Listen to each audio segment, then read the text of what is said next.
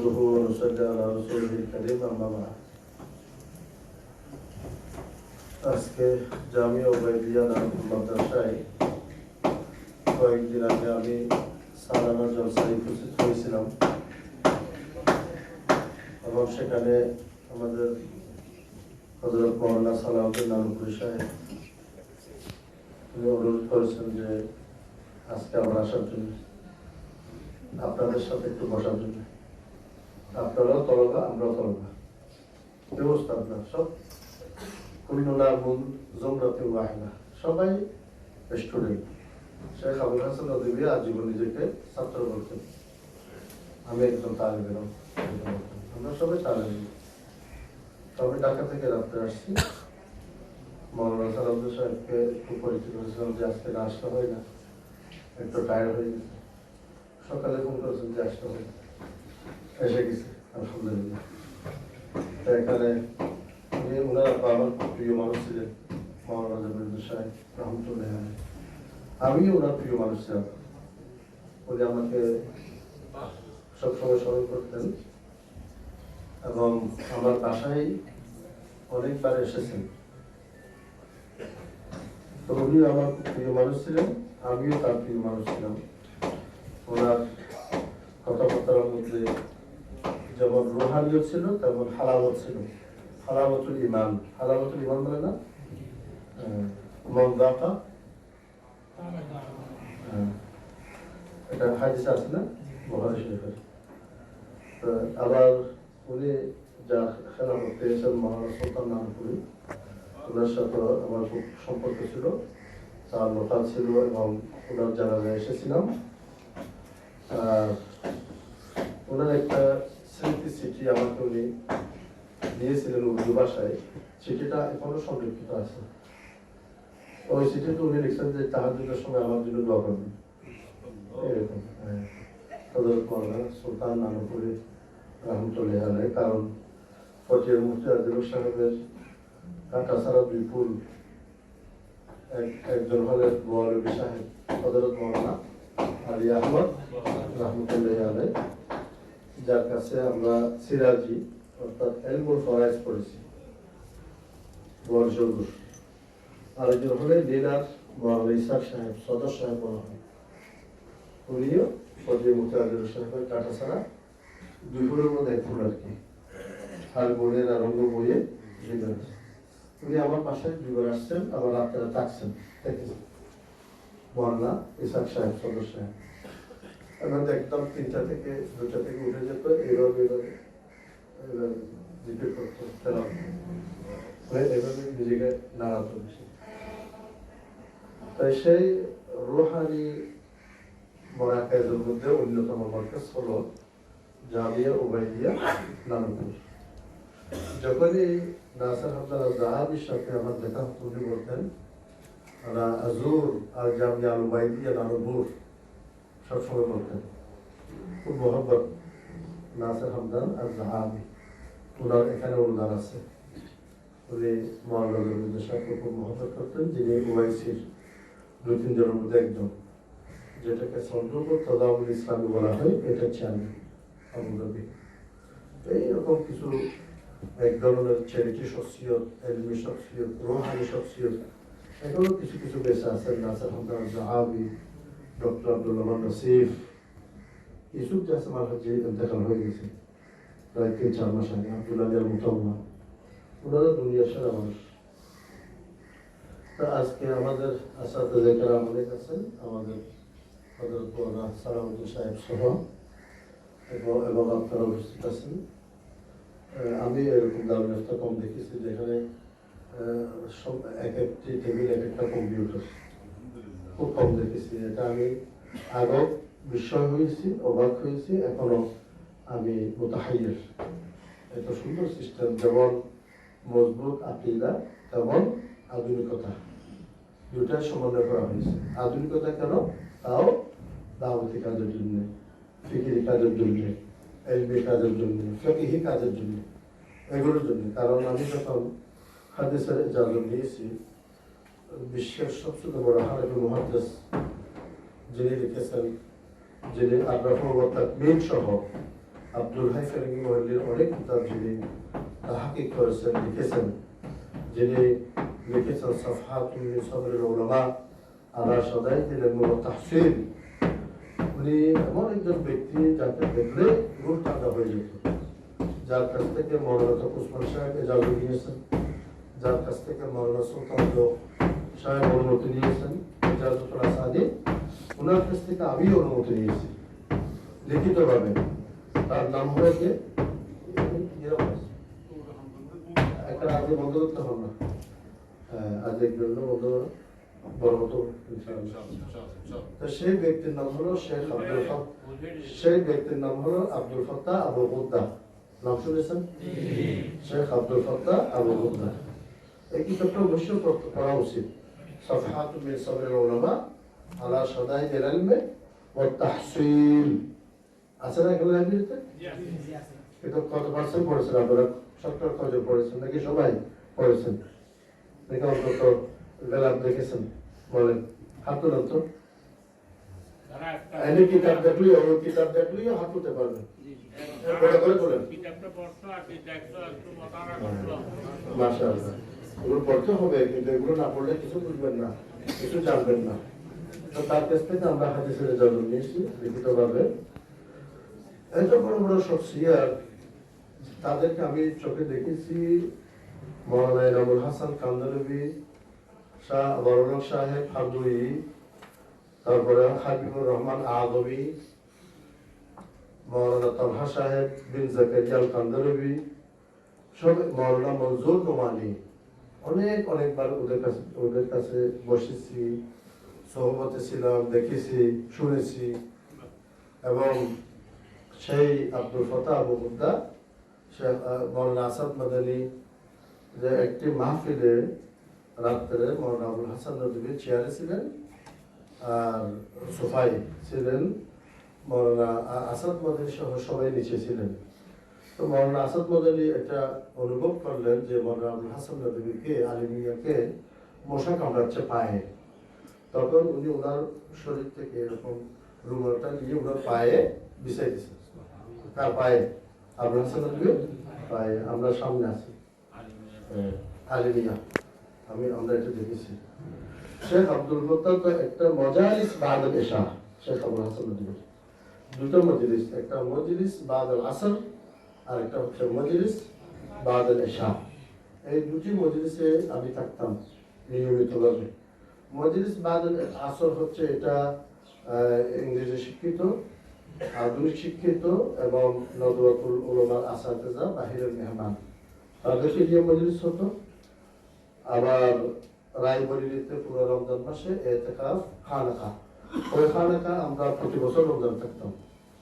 শহীদ আবু শহীদ শহীদ বালকুটের বাড়ি, ওই খানাকায় আমরা প্রতি রমজানে থাকতাম।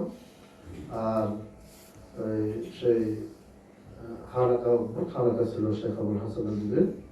তো একদিন দেখলাম ফজরের সময় একজন বুজুর্গ চলে আসছেন ওনার এখানে, চা খেয়ে চলে গেলেন। সেই বুজুর্গের নাম কি? কারি সিদ্দিক বান্ধবী। নাম শুনেছেন? কারি সিদ্দিক বান্ধবী। উনি মৌলানা আসাদুল্লাহ সাহেবের খলিফা, মৌলানা আসাদুল্লাহ সাহেব হযরত আলিম সাহেবের খলিফা, মৌলানা আসাদুল্লাহ সাহেব সাহারুপুর। নাম শুনেন? কারি সিদ্দিক সাহেব বান্ধবী কিন্তু অলৌকিক এবং কারামতের মধ্যে সবাই উপর ফায়ার করে গেছেন। উনি দেওবন্দের শুরার মেম্বার ছিলেন, নদওয়ার শুরার মেম্বার ছিলেন। একবার উনি রাত্রে মাদ্রাসায় যাচ্ছেন, বান্দা ডাকাত পেয়েছে ওনাকে, ডাকাত চাঁদি রাত ছিল, ডাকাত পেয়েছে। তো ডাকাতটা বলে যে আপনার এগুলো সব আমাকে দিয়ে দেন, আমাদেরকে, ডাকাতকে। বলে না, এগুলো তো আমার মাল না, ওগুলো হচ্ছে মাদ্রাসার আমানত, এগুলো তো আমি দিতে পারবো না। এই ডাকাত হিন্দুরা এগুলো তো শুনবে না। তখন এই ডাকাতটা ওনাকে অ্যাটাক করছে। অ্যাটাক যখন শুরু করছে, যে যেই অবস্থায় সেই অবস্থায় থেকে গেছে, আর নড়াচড়া করতে পারেন। তখন উনি বান্দা আসলেন মাদ্রাসায়, আসার পরে ফজর নামাজের পরে কয়েকজন হুজুরকে বললেন যে ওখানে যাও, তাদেরকে একটু শুয়ে দাও। গেছে, সুই দিছে, সোজা হয়ে গেছে এবং পুনরুজ্জীবিত হয়ে গেছে। বান্দা দরবারে এসেছে, মুসলমান হয়েছে, বাইক গ্রহণ করেছে। এগুলো অদ্ভুত ঘটনা না, এটা কারি সিদ্দিক সাহেব বান্ধব নদবাদী এবং দুই জায়গার সুরাজ ব্যাপার ছিল। তো বলা হয় হযরত তালিবের যারা ডাইরেক্ট খলিফা ছিল, উনাদের উপর উনি শপথ নিয়ে গেছে, অনেক অলৌকিক। শেখ আবুল হাসান নদীর ওখানে ফজরের সময় আসছে, চা খেয়েছেন, আবার চলে গেছেন, কাঁধে একটা তলে কাপড়ে। সুরতে আসতেন, সুরতে একটা তলে এক জায়গায় রাখতেন, সুর শেষ করে চলে যেতেন। তো দেখলাম মজালিস বাদের শাহ শেখ আবুল হাসান নদী, ওখানে এইসব শখসিয়াত যাদের নাম নিয়েছি, হাবিবুর রহমান আজমি, নাম শুনলেন মুহাদ্দিস, তারপরে মৌলানা তালহা বিন জাকারিয়া কান্দলিবি, নাম শুনলেন, মৌলানা নামুল হাসান, সবাইকে মজালিস বাদের শাহ দেখতাম। ওনাকে দেখলাম শেখ আব্দুল ফাত্তাহ মজুমদার এইভাবে বসেছেন, দুজানো হয়ে সমান না, আবুল হাসান এখানে, উনি বসেছেন এখানে। তাহলে জারুই তরমুজ না, হাদিসে জিবরিলের মতো, তাই না? হাদিসে জিবরিল মনে আসে তো না, নাকি বেশি ফেঁকা পড়াতে আবার হাদিস ভুলে গেছে। হাদিস এবং ফেঁকা দুইটাই সমন্বয় না হলে ফকি হবে না। হাদিস এবং ফেঁকা দুইটাই সমন্বয় হতে হবে, তখন ফকি হতে পারবে। না হলে আবার কট্টর ফকি হয়ে গেলে হাদিস ভুলে যাবেন, শুধু নুরুল উপর ফতোয়া দেবেন, তখন আপনারা এটা হবে না, সমন্বয় থাকতে হবে। তো শেখ আব্দুল ফাত্তাহ মজুমদার জারুই তরমুজ হয়ে বসলেন, বসার সাথে সাথে একটা শেয়ার করলেন। ওই শেয়ার ওই মজলিসে আমার মুখস্থ হয়ে গেছে। আমরা এমন তালেব ইলম ছিলাম যে মজলিসে এই মজলিস সব মুখস্থ হয়ে যেত, আলহামদুলিল্লাহ। কিন্তু আপনারা তো মুখস্থ হয় না, লিখুন না, ডায়েরি লিখতে পারেন এগুলো, যে কথাগুলো হবে জরুরি কথাগুলো একটু নোট করে ফেলবেন। হ্যাঁ, এটা বলতে হবে কেন, এটা বলতে হয় না। হ্যাঁ, আমার সরঞ্জামের যেটা নোট ছিল, সে নোট সাফারের কথা ছিল, মৌলানা ইউসুফ সাহেব সাফাবেন, আব্দুল হক কানি বগুড়া জমি মাদ্রাসা মোহতাবেন, উনি টাকা দিয়ে সাফাবেন। কিন্তু ওই সময় অর্থনৈতিক তঙ্গি ছিল, সাফাতে পারেনি। কিন্তু 25 বছর আমার সরঞ্জামের নোটটা হাত বহাত, ওইটার উপর সরঞ্জামের মোকদ্দমা পড়েছে, সরঞ্জামের মোকদ্দমার নোট 25 বছর পড়েছে স্টুডেন্টরা জামিয়া ইসলামিয়া পড়ছে। তো এইভাবে নোট করতে হবে এগুলো। ওই সময় আমি নোট করেছিলাম, কোনো কিছু বাদ যায়নি। যদি আপনারা সেরা জহিন হয়, আনোয়ার কাশ্মীরের মতো জহিন হয়, তাহলে নোট করতে হবে না। আর আনোয়ার কাশ্মীরের মতো না হলে নোট করতে হবে। হ্যাঁ, এটা নোট করবেন একটু। হ্যাঁ, আমি যে বললেন শেখ, কথা শুনেন, শেখ আব্দুল ফাত্তাহ মজুমদার বসলেন সামনাসামনি, জারুইয়ে তরমুজ। শেখ নদীকে খেতাব করলেন, কি বললেন? কাইফাল উসুলু ইলা সুআদা ওয়া দুনাহা। এটা শায়রুল ইমাম শাফি, ইমাম শাফি, শায়রুল ইমাম শাফি আছেন, ইমাম শাফি শেখ, ওখান থেকে নেওয়া। এটা পড়তেছেন কি আব্দুল ফাত্তাহ মজুমদার কার সামনে? নবী সাহেবের সামনে, মুহাব্বত এজাহার করার জন্য। কাইফাল উসুলু ইলা সুআদা ওয়া দুনাহা, কুলালুল জিবালে ওয়া দুনাহুন্না হুতুফু হাতফুন। আমি নোট করছি অন্য জিনিস, এসে যাচ্ছে আরেক জিনিস, আসল কথা কখন বলবো। হ্যাঁ, কাইফাল উসুলু ইলা সুআদা ওয়া দুনাহা কুলালুল, কেউ আবার টাইপ করলে এটা পরে দিতে পারবে, রেকর্ড করলে। কাইফাল মোবাইল আর কি, কাইফাল উসুল, আমারটা হচ্ছে না, হচ্ছে পুরা। কাইফাল উসুলু ইলা সুআদা ওয়া দুনাহা কুলালুল জিবালে ওয়া দুনাহুন্না হুতুফু হাতফুন والرجل حافية ولا لي مركب والكف صفر والطريق مخوف। মানে শেখ নদীর প্রতি এত মোহাম্মত ভালোবাসা শেখ আব্দুল ফাত্তাহ মজুমদার হয়ে গেছে যে আমার ইচ্ছা হলো সব সময় আপনার এখানে উড়ি ফাঁকির মতো চলে আসা। কিভাবে পৌঁছবো সোয়াদের কাছে, বদরুনাহার, কিন্তু সামনে তো অনেক রুকাওয়াট আছে, বাধা আছে, বড় বড় উঁচু উঁচু পাহাড় আছে, পাহাড়ের উঁচু কি বলে এটা চূড়া আছে, এগুলো কিভাবে আমি অতিক্রম করবো? না হলে আমার মন চাচ্ছে উড়ে আপনার কাছে চলে আসি। ওর রিজুল হাফিয়াতুন, কিভাবে আসবো? আমার পায়ে তো জুতা নেই, স্যান্ডেল নেই, ল্যাংটা পা। ওয়াল কাফু সিফরুন, হাতে তো কোনো কিছু হাজারা নেই, হাতহালি বর্তরিক বহুফু রাস্তা হচ্ছে খুব ভয়ানক কিভাবে আসবে হ্যাঁ এই যে বলছে যে দেওয়ার মোতালবি সাহেব মোতালবি কি বলছে يتلون الخريط من خوف الطواء فيها كما تتلون الخرباء يتلون الخريط من خوف الطواء فيها كما تتلون الخرباء এরকম আর কি তাই সে আব্দুল ফাত্তাহ আল-বুগদার মতো শখসিয়ত ব্যক্তিত্ব শেখ নদীর সামনে এরকম এজাহারে মোহাব্বত এটা কিসের আলামত এটা হচ্ছে এলমিয়ত রোহানিয়ত রব্বানিয়ত এগুলোর আলামত হানিফ মুজাহিবের সবচেয়ে বড় মুহাদ্দিস এগুলো আমাদের লাগবে আমাদের যে মাদারিস কওমি মাদারিস যদিও বা আমরা দারুল দেওবন্দের অনুসারী বলি সাহাবুর অনুসারী বলি কিন্তু অনুসরণ ঠিক মতো নাই হয়তো অনুসরণ আছে 60% 40% অনুসরণ নেই এটা আবার বিস্তারিত কথা বিস্তারিত সব বলা যাবে না সেই দেওবন্দ থেকে 120-130 বছরে যারা ফারেক হয়েছেন এমন কোন ফারেক এবং আলেম ছিল না যারা ফারেক হওয়ার পরে কোনো না কোনো শেখের কাছে বাইর গ্রহণ করতেন না কোনো না কোনো শেখের কাছে বাইর গ্রহণ করতেন না কেউ যেতেন হুসাইন মদনীর দরবারে খানাকা কেউ যেতেন হযরত মুহাম্মদ আশরাফুল থানভীর খানাকা যারাই ফারেক হয়ে আসতেন ওখানে বাইর হয়ে আসতেন তাহলে বাইতের ফায়দা কি বাইতের ফায়দা হলো যে আপনি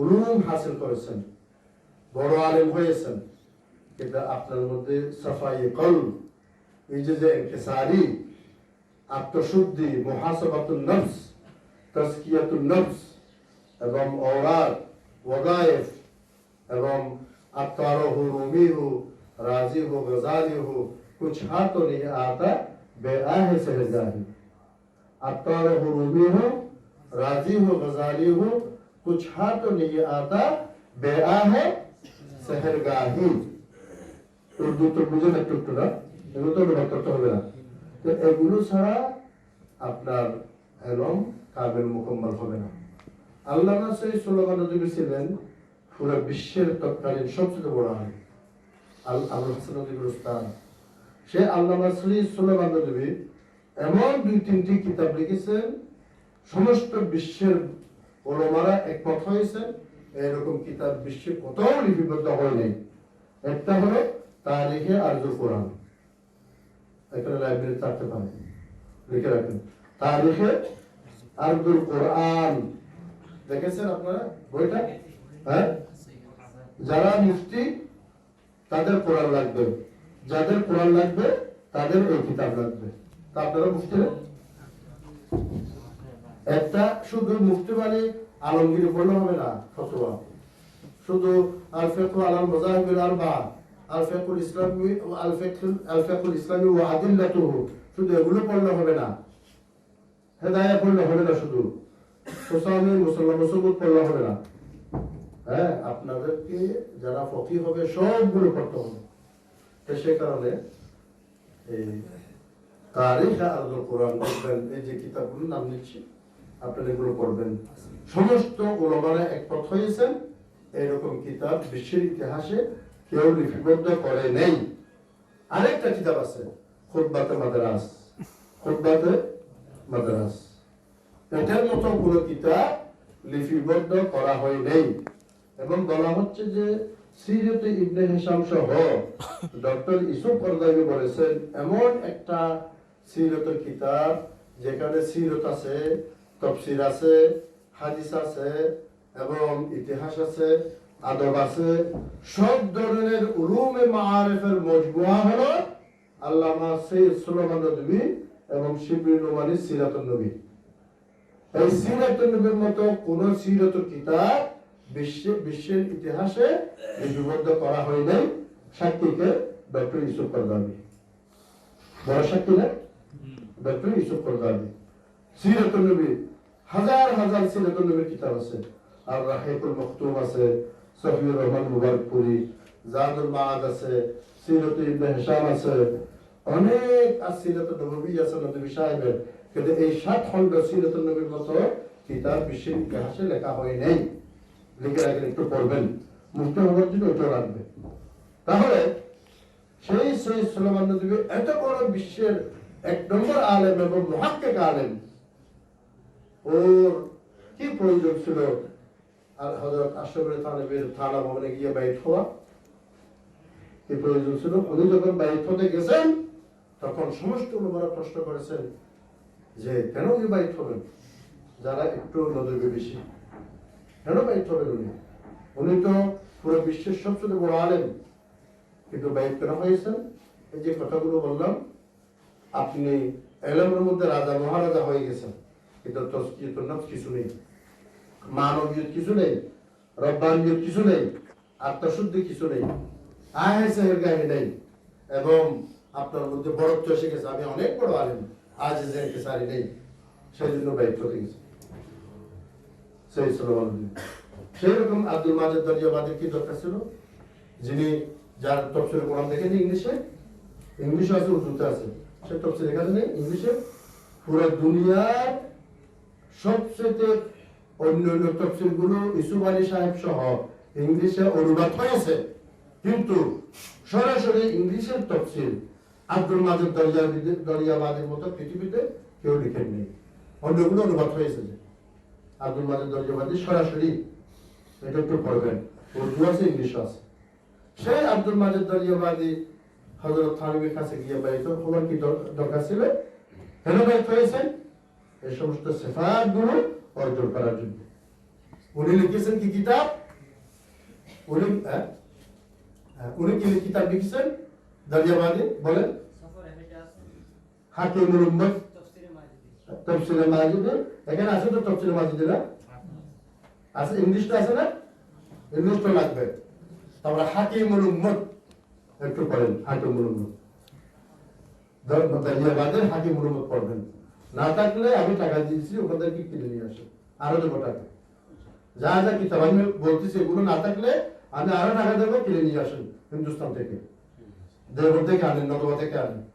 এইসব কিতাব লাগবে। শুধু আপনি সেহাসিত্তার মধ্যে মুনহাসির থাকলে হবে না, সেহাসিত্তার সহায়ক হলো এই সমস্ত কিতাবগুলো। এগুলো পড়লে তখন সেহাসিত্তার মানবীয় গুলো ভালো করে বুঝবেন, মগজ সুন্দর করে বুঝবেন। তো সেই কারণে আপনার যে খাওয়াজা আজিজুল হাসান মজজুর সরকারি বড় অফিসার ছিলেন না, কালেক্টর, বড় কালেক্টর না, বিশাল অফিসার। হযরত থানবীর দরবারে গিয়ে চৌকটে বসে থাকা বাইত হওয়া কি প্রয়োজন ছিল? অনেক সরকারি বড় অফিসার আমলা কাউকে বার্তা দেবে না, তাহলে আজ জি ইনকাসে রাষ্ট্র হবে কিনা? বাইত হয়েছে। কি শেয়ার করতেন হযরত থানবীর দরবারে? आज तमन्ना दिल से रुखसत हो गई है, हर तमन्ना दिल से रुखसत हो गई, अब तो आजा, अब तो खलवत हो गई है। अगर तारीख को पसंद करते हैं शेरটা, हर तमन्ना दिल से रुखसत हो गई, अब तो आजा, अब तो खलवत हो गई। তাহলে আপনারা আমাকে এখানে একটু সমর্থন করেন, সবাই বাইত হবেন না? আলাল সুন্নাহ, আলাল কোরআনে ওয়াস সুন্নাহ, হ্যাঁ, আলাল কোরআনে ওয়াস সুন্নাহ। তখন আপনার মেজাজ এবং তবিয়তের মধ্যে ইনকিসারি এসে যাবে, ইতিদাল এসে যাবে, আজিজি ইনকিসারি এসে যাবে। যেরকম দেওবন্দ থেকে হিন্দুস্তান থেকে যারাই ফারেক হয়ে আসতেন, বাইত হয়ে আসতেন। আবার আব্বু হযরত থানবী থেকে বাইত হয়ে আসছেন, আমার দাদা হযরত গঙ্গুই সাহেবের কাছে বাইত হয়ে এই দেশে ফিরলেন।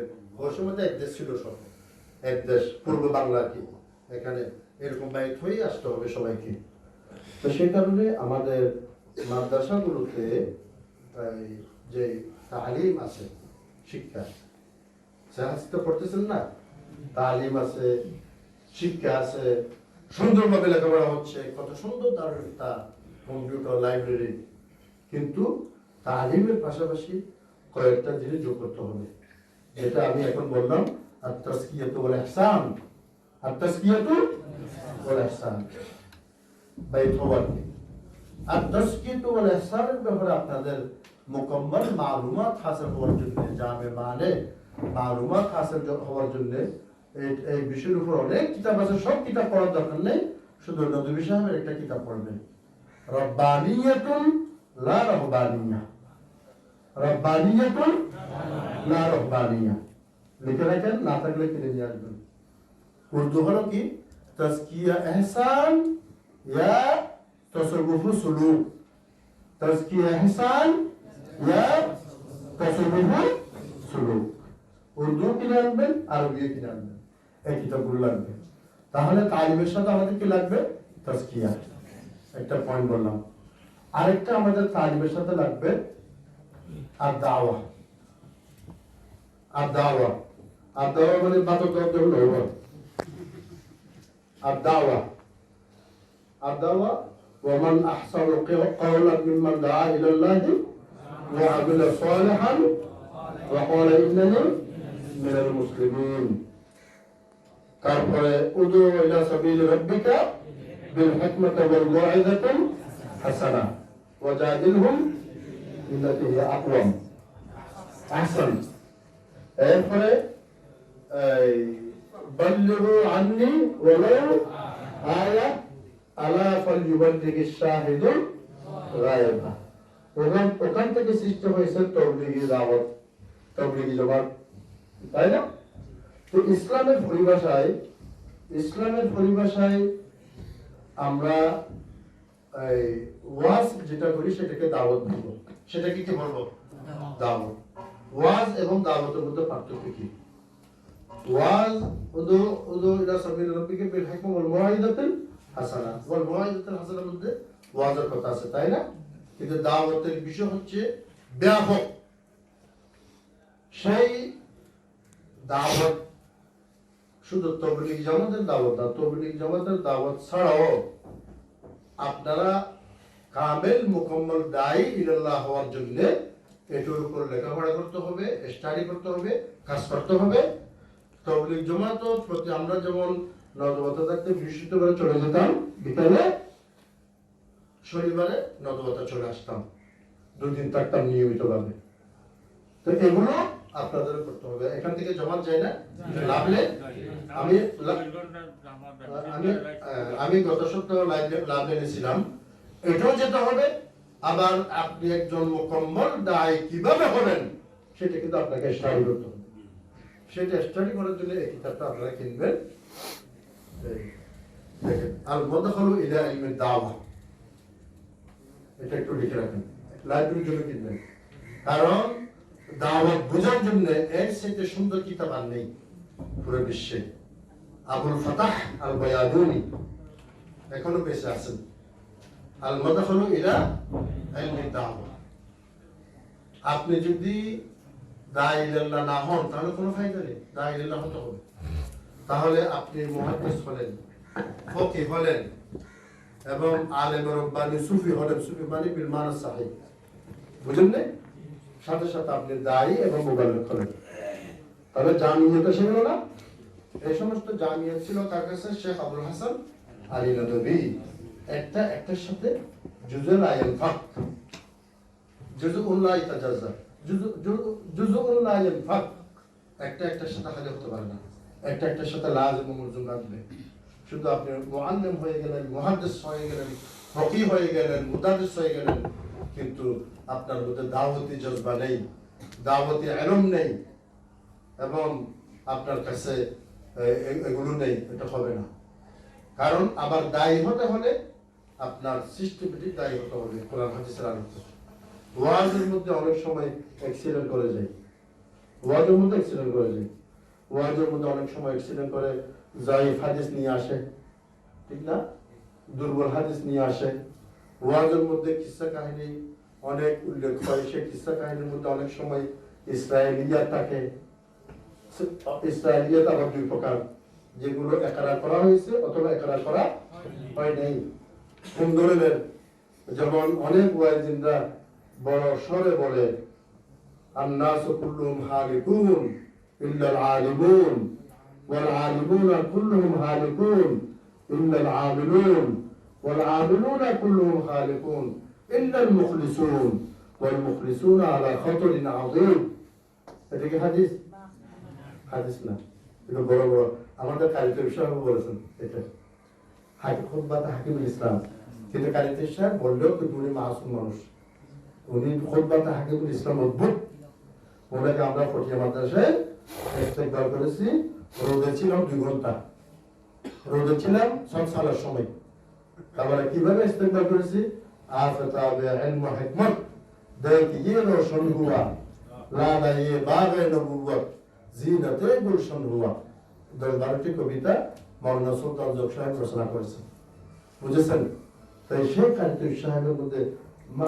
মাহবুবিয়ত শান ছিল হযরত মাওলানা কাসেম নানতুবির নাতি খুতবাতে হাকিমুল ইসলাম দেখুন সব দেখছেন না তাহলে আমাদের কি লাগবে তরবিয়ত তালিম তাজকিয়া এহসান দাওয়াত কি দাওয়াত বাতদন্দ দাওয়াত এগুলো আবার এতগুলো আমরা কিভাবে মুখস্থ করবো এটা বললাম না একটা একটার সাথে লাজম মরজুম হ্যাঁ আপনি এগুলো সব শিখলে তখন আপনি মুহাক্কিক একজন আলেম হয়ে যাবেন কারণ ওয়াজের মধ্যে আপনারা মুকদ্দমে ইমাম মুসলিমের মুকদ্দমা পড়েছেন হ্যাঁ ইমাম মুসলিম মুকদ্দমার মধ্যে অনেক কথা বলেছেন উনি ইমাম মুসলিম আবার হাদিসের তাহাকিক তদকিকের মধ্যে ইমাম বুখারীর সাথে পড়া বেশি ইমাম বুখারীর সাথে একটু পড়া বেশি এবং ইমাম মুসলিম রাহমাতুল্লাহি আলাইহি উনি মুআন হাদিসের মধ্যে অনেক কথা বলেছেন না وقد قال أطبع ذكر منتحل الحديث منتحل بعض المنتحلين حديث তো মুনতাহিল কাকে বলা হয়েছে কেউ তো বলেন বুখারী কি ইশারা করছে কিন্তু এখানে নেজাই লোক যে নেজাই মানবী না কোনো সমস্যা নেই সব মহব্বতের মানুষ ছিলেন ঠিক আছে না নেজাই ততটুকু এহতিয়াত করেছেন তার হাদিস কি করা হবে না কবুল করা হবে না এমন সুফি হাদিসও কবুল করা যাবে না যার মধ্যে শহুর কম হ্যাঁ অথবা যার মধ্যে মরুবত কম যেমন আবু দাউদ আর আমার ব্যাপারে বলা হয়েছে তাও মুকদ্দমায়ে মুসলিমের মধ্যে অর্থাৎ উনার হাদিস গ্রহণ করা যাবে না কেন فإنه كان يتكفف عند الناس في زمن تعاون الجارف فإنه كان يتكفف عند الناس في زمن تعاون الجارف আমাদের এখানে এখন কি চলতেছে করোনা কি ওটা বলে ভাইরাস মহামারী তাহলে ওই যে মহামারীর সময় আবু দাউদ আল-আমাকে দেখা গেছে উনি মানুষের কাছ থেকে খয়রাত দিচ্ছেন মানুষের কাছ থেকে কি নিচ্ছেন খয়রাত দিচ্ছেন এটা মরুবতের খারাপ সেই কারণে তার হাদিস কি করা হবে না গ্রহণ করে না আরেকটা আছে বকিয়া বিন ওয়ালিদ ওটা খুব জুহুদ ও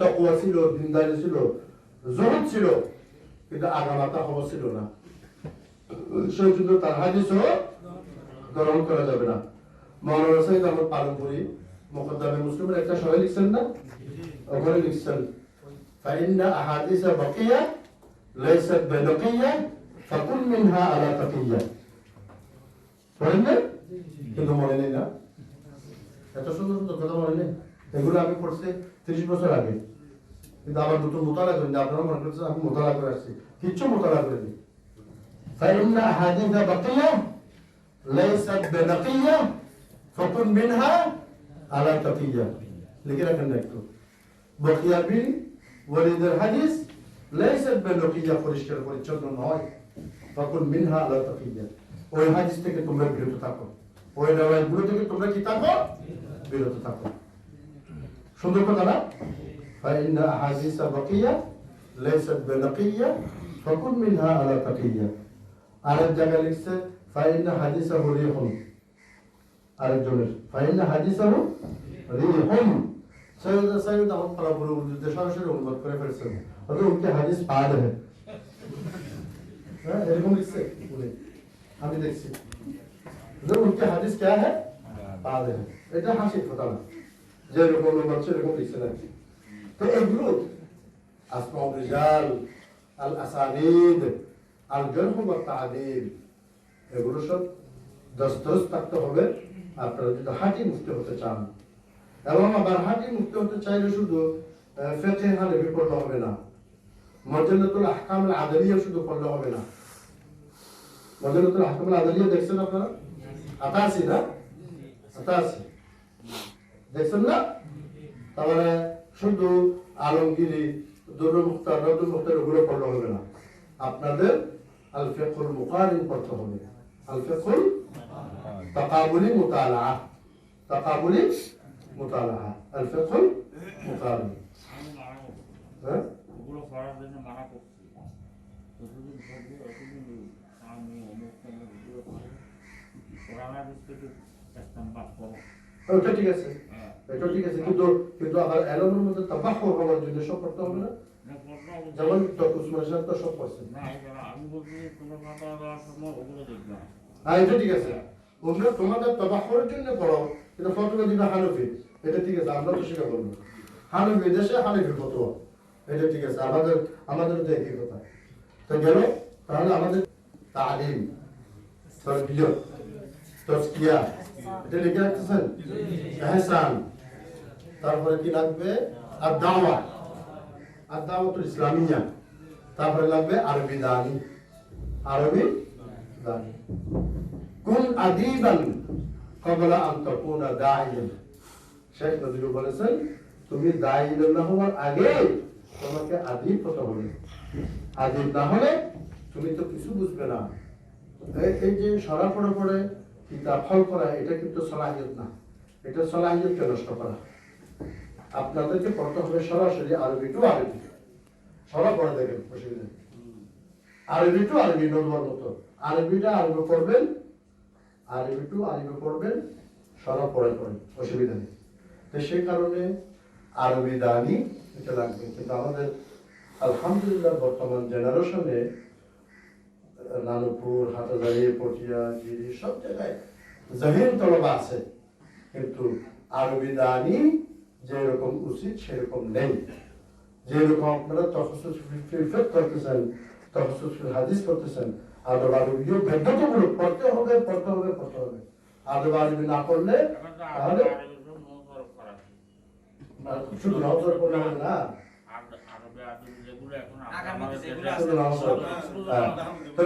পড়লে তো ওটা থিওরি, তা আপনার বাস্তবায়ন কি? হ্যাঁ, আবার নহসের মধ্যে যেগুলো দরস আছে সেগুলো পড়বেন, বাহিরের গুলো পড়বেন। যেমন কতরুন নাদা নাম শুনেন নাই? বলেছেন ওই ইবনে খলদুন বলেছেন, ইবনে খলদুন নাম শুনেছেন তো না? তারিখ ইবনে খলদুন, পুরো মুকদ্দমার নামটা বলেন তো, তারিখ ইবনে খলদুনের যে মুকদ্দমা নামটা বলেন তো একটু, বলেন, কে পারবে? পারতে হবে তো, এটা আমি ছাত্র জীবনে 20-30 বছর আগে আমি বুঝতে পারছি। একটু বলেন, তারিখ ইবনে খলদুনের মুকদ্দমা। আচ্ছা আমি বলি, লিখে রাখবেন মনে না থাকলে। العبر وديوان المبتدا والخبر. العبر وديوان المبتدا والخبر في أيام العرب والعجم والبربر. في أيام العرب والعجم والبربر ومن عاصرهم من السلطان الأكبر. ومن عاصرهم من السلطان الأكبر. এটা হচ্ছে মুকদ্দমার নাম। কত লম্বা না? যেমন লম্বা তেমন সুন্দর, তেমন অর্থবহ। العبر وديوان المبتدا والخبر في أيام العرب والعجم والبربر ومن عاصرهم من ذوي السلطان الأكبر. ومن عاصرهم من ذوي السلطان الأكبر. এটা হচ্ছে তারিখ ইবনে খলদুনের মুকদ্দমার নাম। তো উনি মরক্কো ছিলেন, তো মরক্কো থেকে উনি বলতেছেন হতে কুনতু মাজিল্লা নাহনু ফি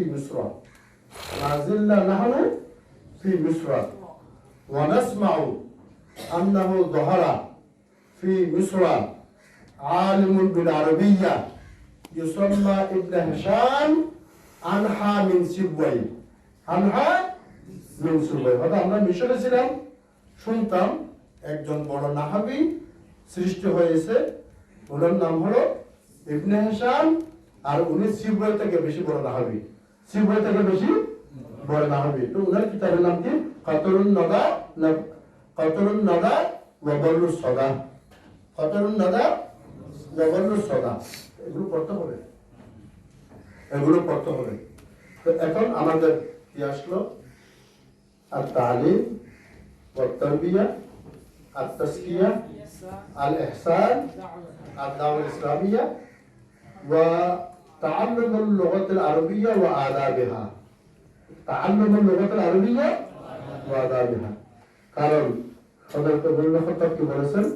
লা ইউকরিউল কুরআনা ইল্লা আলিমুন বিল লুগা।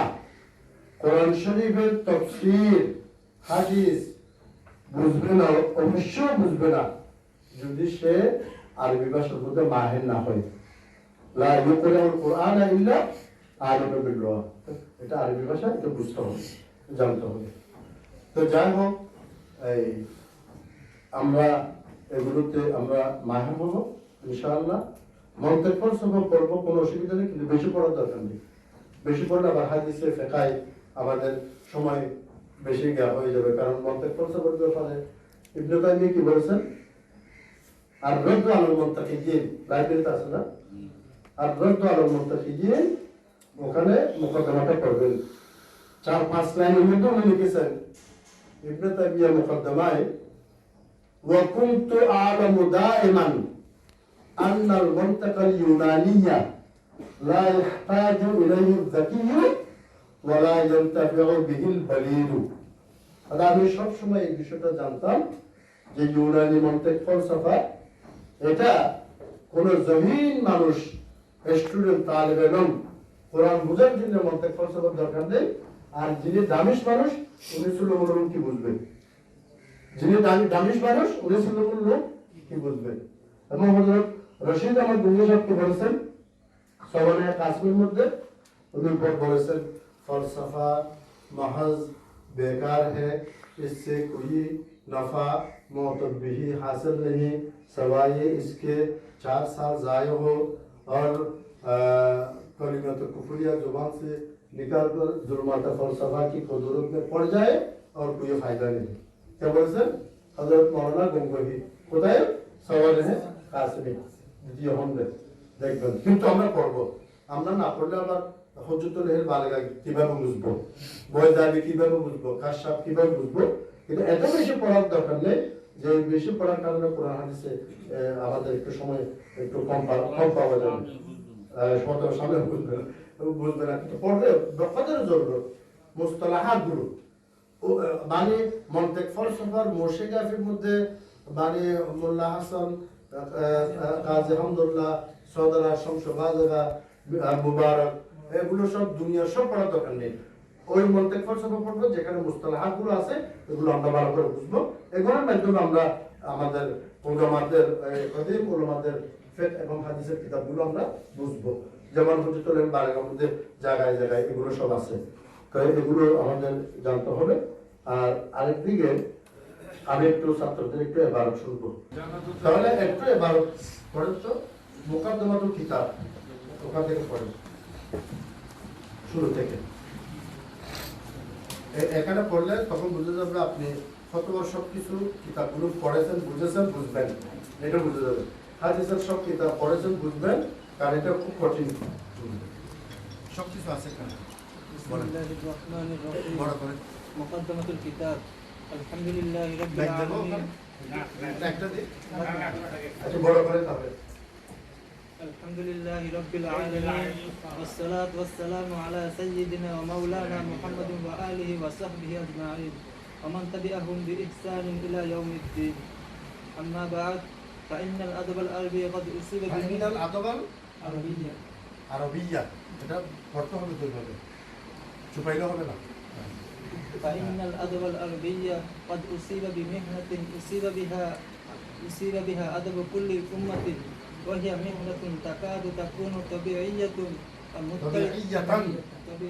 ومضطردة للآداب واللغات، إلا أن آجالها تختلف، فقد يطول أجل هذه المهنة في أدب قوم ويقصر في أدب قوم آخرين. আরো বড় করে বলেন, নওজোয়ান না, আরো বড় করে বলেন।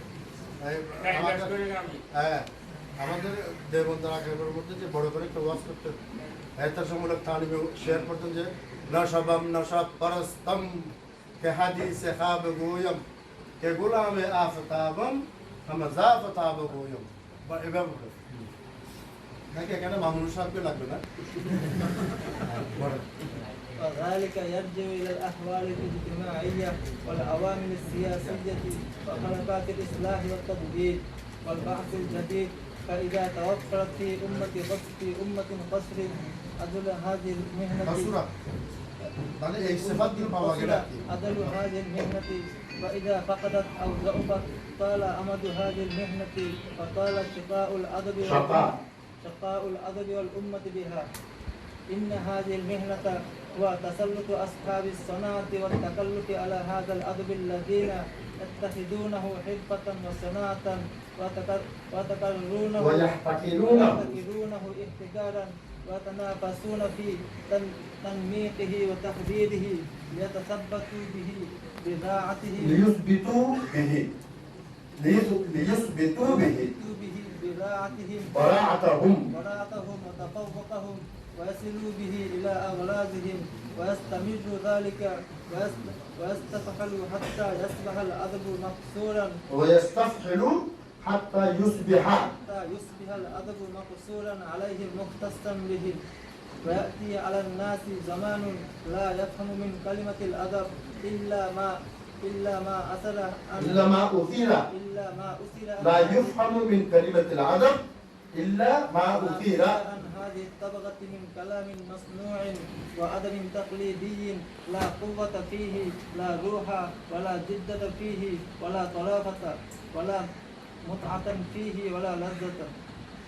ويطغى هذا الأدب الصناعي التقليدي على كل ما يؤثر عن هذه الأمة، فتحتوي عليه مكتبتها الغنية الزاخرة من أدب طبيعي وكلام مرسل وتعبير بليغ يحرك النفوس ويثير الإعجاب ويوسع آفاق الفكر والغرب بالتقليد ويبعث في النفس الثقة. ولا عيب فيه إلا أنه صدر عن رجال لم ينقطعوا إلى الأدب والإنشاء ولم يتخذوه حرفة ومكسبا ولم يجتهدوا بالصناعة الأدبية، ولم يكن لهذا النتاج الأدبي الجميل الرائع عنوان أدبي، ولم يكن في سياق أدبي، وإنما جاء في بحث ديني أو كتاب علمي أو مصنوع فلسفي أو اجتماعي، فبقي مغمورا مطمورا في الأدب الديني أو الكتب العلمية، ولم يشأ الأدب الصناعي بكبريائه أن يفسح له في مجلسه، ولم يتنبه له ولم ينتبه له مؤرخ الأدب بزيك تفكيرهم وقصور نظرهم فينوهوا به ويعطوه مكانه اللائق به.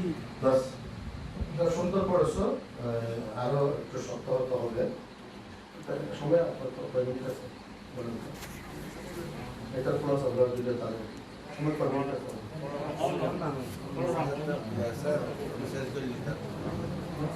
এটা কি বলেছে আমি খোলাসাটা বলি। আদব আরবি, আদব দুই প্রকার। আদবের তো এটা এই প্রকারে এটা নবী সাহেব সৃষ্টি করেছেন এবং মুকদ্দমা লিখেছেন শেখ আলী তন্তাবি, যিনি বিশ্বের সবচেয়ে বড় আদিব ছিলেন। এই আদব দুই প্রকার। আমরা তো আদব মনে করি এক প্রকার করে, একটা আদবের তবিয়াই আর একটা আদবের তাকলিদি। আদবের তবিয়া হচ্ছে ন্যাচারাল সাহিত্য, স্বভাবগত সাহিত্য ন্যাচারাল, আর আদবের তাকলিদি হচ্ছে কৃত্রিম সাহিত্য। অথবা সেনাইন। তো দুটোর মধ্যে পার্থক্য কি? পার্থক্য হলো যে এক সময় এখানে বলা হয়েছে যে আদব আরবি অনেক পরীক্ষার সম্মুখীন হয়েছে যুগে যুগে, আব্বাসী যুগে, উমাইয়া যুগে। কি পরীক্ষার সম্মুখীন হয়েছে? আদব আরবি এমন আদব আরবি হতে হবে যেখানে কাফিয়া, সাজা এগুলো থাকা বাধ্যতামূলক। যেমন মকামাতা হারিয়ে পড়েন না? মকামাতা হারিয়ে সব একরকম না, কাফিয়া সাজা মানে মনে করতো এরকম কাফিয়া সাজাওয়ালা ইবারত না হলে তাকে আদব আরবি বলা হবে না, তাকে আদিব বলা হবে না। বুঝেছেন? কিন্তু এটা যত বিষয় বলতেছে এটা অসত্য কথা। এটা হচ্ছে আদবের তাকলিদি গতানুগতিক সাহিত্য অথবা আদবে সানাই কৃত্রিম সাহিত্য, মানে এবারত একরকম থাকতে হবে, এটা কৃত্রিম। এটা হচ্ছে আরবি সাহিত্যের একটা পরীক্ষা। আমরা যে করোনা পরীক্ষা পড়েছি ওরকম একটা পরীক্ষা। হ্যাঁ, আমি সংক্ষিপ্তভাবে বলতেছি। যেমন আমি পর্যালোচনা এই কথাটা বলছিলাম যে একজন গভর্নর ওই দেশের জাস্টিসকে, বিচারপতিকে একটা দোষের কারণে বরখাস্ত করে দেবে, বরখাস্ত। তো এই বরখাস্ত করার একটা চিঠি লিখতে হবে না? চিঠিটা শুধু এক লাইনে চিঠি লিখছে, এক লাইন। সেটাও কিরকম? মকামাতা হারির মতো চন্দ্রময়ী। কি বলে? চন্দ্রময়ী, কাফিয়া সাজা। কি বলছেন? আইয়ুহাল কাযী বিকুম قد عزلناك فقم أيها القاضي بقم قد عزلناك فقم إذا একটা সময় নাম আছে না কোন নগরী? ওই জাস্টিস আর কোন নগরীর জাস্টিস ছিল বিচারপতি। হে কোন নগরীর জাস্টিস বিচারপতি, আইয়ুহাল কাযী, হে বিচারপতি, বেকুম, কোন নগরী, قد عزلناك, তোমাকে আমি বরখাস্ত করে দিয়েছি, ফাকুম, তুমি দাঁড়িয়ে যাও, চলে যাও। কাফিয়াদার, কাফিয়াদার না? এরকম হতে হবে নাকি? আইয়ুহাল কাযী বিকুম قد عزلناك فقم। কিন্তু নতুন সাহেব বলতেছেন ওটাও সাহিত্য ঠিক আছে, কিন্তু মূল সাহিত্য হলো আদবে তাবিঈ, আদবে তাবিঈ, অর্থাৎ নেচারাল সাহিত্য, স্বভাবগত সাহিত্য। তো নেচারাল সাহিত্য কোথায় পাবো আমরা? এটা আমরা পাবো কোরআন শরীফে, এটা আমরা পাবো সাহাসিত্যায়, এটা আমরা পাবো সিরাতুল নবীর কিতাবগুলোতে, দ্বীনি কিতাবগুলোতে, ফিকহ কিতাবগুলোতে। এগুলো হচ্ছে ন্যাচারাল সাহিত্য, যেখানে এরকম কঠিন শব্দের কি নেই, বান্ধান নেই, শব্দবিনিয়োগ হতে হবে, এরকম শব্দ নেই। যেমন তোমরা বুখারী শরীফের কিতাবুল মাগাজি পড়েছো না? পড়েছো। কিতাবুল মাগাজির মধ্যে হযরত কাব বিন মালিক, মুরারা বিন রবি, হেলাল বিন উমাইয়া, তিনজন সাহাবী যে বদর যুদ্ধে যায় নাই, হ্যাঁ, তাদের উপর একটা পরিসংখ্যান আছে না, ওয়ালা সালাসাতুল লাযিনা খুলিফু, ওয়ালা সালাসাতুল লাযিনা খুলিফু। তো তাদের উপর খুব নারাজ হলেন আমাদের নবীজি, বললেন যে কোনো কারণ ছাড়া ওরা যুদ্ধে গজওয়ায় যায় নাই, এই তিনজনের সাথে কেউ কথা বলবে না, কোনো সাহাবীরা কথা বলে না, বউ কথা বলে না। তো ওদের কোনো আফসোস নেই, সাহাবীরা কথা না বলুক, বন্ধুরা কথা না বলুক, আমার বউ কথা না বলুক, কোনো অসুবিধা নেই, চিন্তা নেই। কিন্তু আমাদের নবীজি যে কথা বলতেছেন না, এটা তো আমরা টেনশনে ঘুমাতে পারতেছি না। নবীজির মুহাব্বত, নবীজি যে কথা বলতেছেন না, আমরা তো টেনশন করতে করতে ঘুমাতে পারতেছি না। আমাদের এগুলো কখন মাফ হবে? এরকম হতে হতে হতে হতে 40 দিন পার হয়ে গেল। তখন কোরআন শরীফ নাযিল হলো, কোরআন শরীফের আয়াতটি হলো নাযিল হলো এবং ওনাদের গুনাহটা মাফ করা হয়েছে। তো নবী সাহেব বলতেছেন দুই অবস্থা, মুতাআরিদ, দুই অবস্থা, একটা হচ্ছে কঠিন অবস্থা আর একটা হচ্ছে খুশির অবস্থা। যেরকম নুরুল মধ্যে একটা শের আছে না, ইজাস্তাদাত বিকাল বলওয়া ফাফাক্কির ফি আলাম নাশরা রাসূলুন বাইনা ইউসরাইনি ইযা ফাক্কারতাহু ফাকরা। ঠিক না? তো এইরকম দুই মুতাদাদ অবস্থা, একটা হচ্ছে যে কষ্টের অবস্থা, কথা বলে না কেউ, আরেকটা হলো সুখের অবস্থা, যে তাদের বরাত নাযিল হয়েছে। তো মুতাআরিজ দুই অবস্থার যে কথাগুলো মাগাজির হাদিসে যে আসছে এই ইবারতগুলো এই হাদিসগুলো হচ্ছে আদবে তরবিয়ী ন্যাচারাল সাহিত্য যে সাহিত্য পড়ার কারণে কলবে আসর পড়বে কান্না করবে চোখ থেকে পানি বাইর করবে এটা হচ্ছে আসল সাহিত্য কথা বুঝা আসছে এটা আদবে তরবিয়ী ন্যাচারাল সাহিত্য তারপরে হযরত আয়েশা সিদ্দিকা ওনার সাথে উনার বদনাম হয়ে গেছে ইফকের ঘটনা জানেন তো সবাই না বদনাম হওয়ার পরে ওনার সাথে অনেকে কথা বলে না হযরত আবু বকর সিদ্দিক উনাকে বলতেছেন যে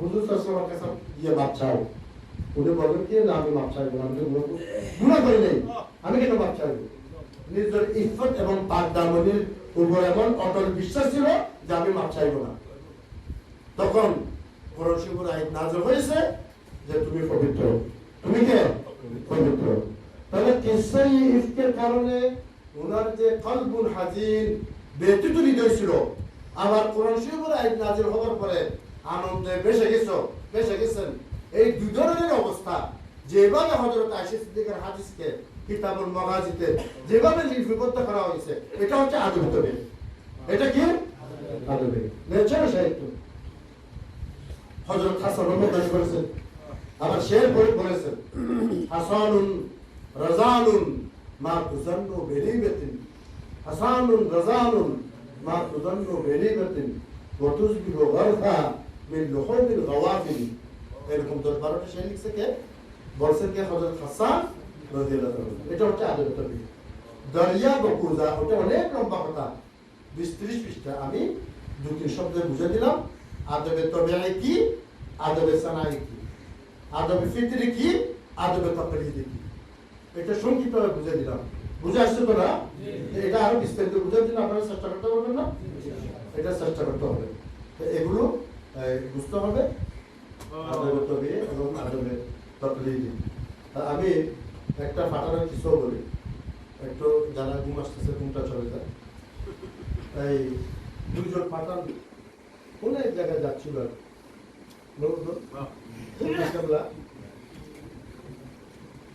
মুষলধার বৃষ্টি শুরু হয়ে গেল রাস্তা মাটি পিছলানো রাস্তা তারিকুল আমলাস পিছলানো রাস্তা এই দুজন পাঠানের মধ্যে হাঁটতে হাঁটতে একজন পাঠান পিছলানো রাস্তার মধ্যে পড়ে গেছে চিরাগের ভাষা বলে আসার হাইজি চিরাগের ভাষা কি বলে ফুরুতপুর দেবে বিলবিলিয়া আসার হাইজি চিরাগের ভাষা তয় দিবে হ্যাঁ মানে পড়ে গেছে আর কি পিছলানো পড়ে গেছে তো পাঠানটা তো একটু ব্যাখ্যা তাই না দেখুন মগজ একটু কম তো ওরা আবার নামাজ কালাম পড়ে আবার রাগ উঠলে আল্লাহকেও গাড়ি দেবে তো দুজন এই যে পাঠান যে পড়ে গেল সাথে সাথে উপর থেকে বিদ্যুৎ চমকালো আর ওই আর বিদ্যুৎ চমকানোকে কি বলে এটা বিজলি না আগে কি বলে আর বিজলি বলি যে বিজলি আই আলোকিত হয় না বিদ্যুৎ চমকালো বিদ্যুৎ চমকানোর পরে এই পাঠান আল্লাহ দিকে তাকার উপরে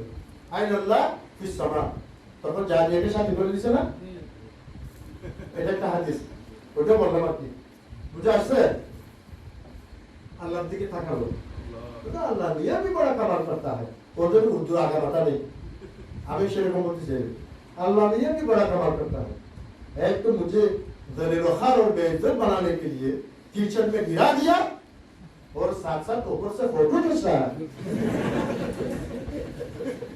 আর আমাকে বেইজ্জত করার জন্য আল্লাহ ফুটে ফেলে দিল কাদা মাটিতে আর উপরে আল্লাহর যে বড় ক্যামেরা দিয়ে আমার ফটো নিচ্ছে ওই ভিডিওতে লিখে ফটো মানে আল্লাহ কাছে তো আমাদের সাথে বলা হবে না ফ্ল্যাশ আর কি পাঠান ভালো লাগছে বাজারে গেছে ওদের মগজ এটা কেজি 10 টাকা ওটা কোথাকার মগজ পাঞ্জাবের মগজ এটা কেজি 12 টাকা কোথাকার মগজ সিন্ধি মগজ আবার এটা কত 20 টাকা ওটা একটু দাম বেশি না ওটা পাটালি মগজ সেজন্য দাম বেশি ওটা ফাটালি মগজ দাম বেশি কেন হবে ওটা ফাটানোর তো মগজে নেই 20-30টা ফাটানো নেই একটু মগজ পাওয়া যায় তো মগজে নেই সেদিকে ওদের মগজগুলোকে দাম বেশি। হ্যাঁ, ফাটানো এক বছর একবার গোসল করে। আমার সাথে শুধু আবুধাবিতে ঝগড়া হতো, ওদের সাথে ড্রাইভার, কারেন্ট ড্রাইভার, ট্যাক্সি, শুধু ঝগড়া হতো। যে আমি বলো আমি তো নানুপুর থেকে হাটহাজারি যাবো, কিন্তু এখন হাটহাজারির আগে আমাকে একটু নামাই দাও না। হাটহাজারির আগে যেমন কি আছে ছাড়িয়া আমাকে নামাই দাও, আমি হাটহাজারি আর যাবো না। তাহলে তার জন্য লাভটা আর 4 কিলোমিটার যেতে হবে না। না, जिधर बोला इधर ले जाएगा, वरना जिधर से आया उधर से फिर वापस जाएगा।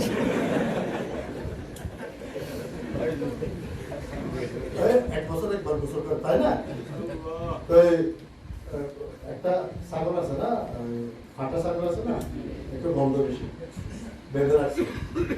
তো বলতেছে যে जो शख्स उसके सामने 1 मिनट सब्र करेगा उसको इनाम दिया जाएगा।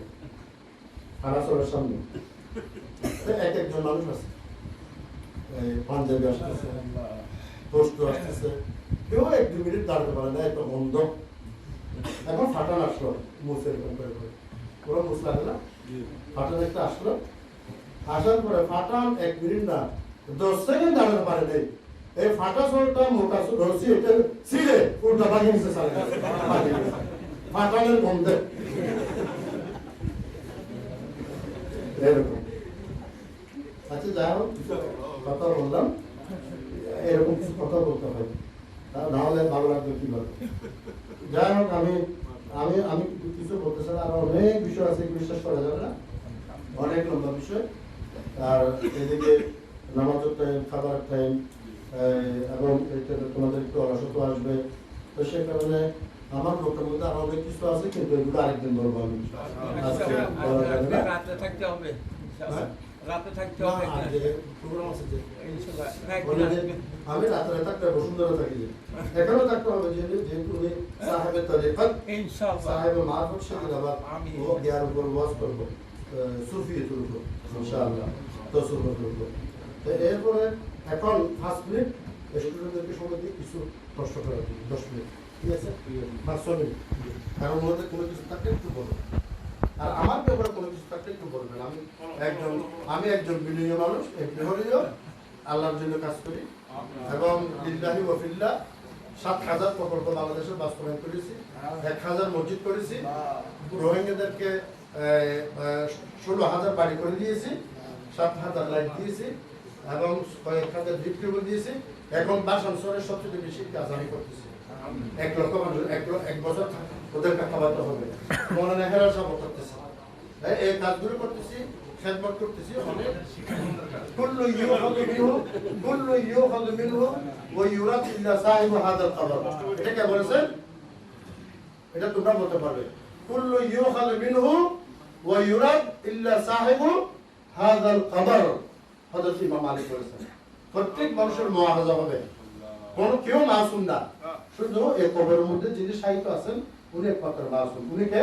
হযরত মুহাম্মদ সাল্লাল্লাহু আলাইহি ওয়াসাল্লাম, যিনি মসজিদ মদিনায় কোনো সময় জুতা স্যান্ডেল নিয়ে চলে নাই, খালি পা হাঁটতেন। যে ইমাম মালিক, ইমাম দারিমি যারা বলেন, কিছু প্রশ্ন থাকলে।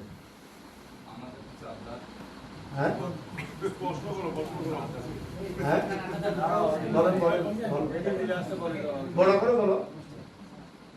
আমরা নাম স্বরূপে ভালো জানি, আরবি সাহিত্য শেখার জন্য অনেক কিতাবও মোতালা করি, কিন্তু আরবি সাহিত্যের ব্যাপারে ভালোভাবে পাই না কেন? এই জন্য আমাদের কিছু এটার জন্য আপনাকে সিলেক্টেড কিছু বই কিতাব পড়তে হবে, যেমন শেখ আবুল হাসান নদভীর কাসাসুন নবিয়্যিন, আল কিরাতুর রাশিদা, তারপরে ইযা হাব্বাত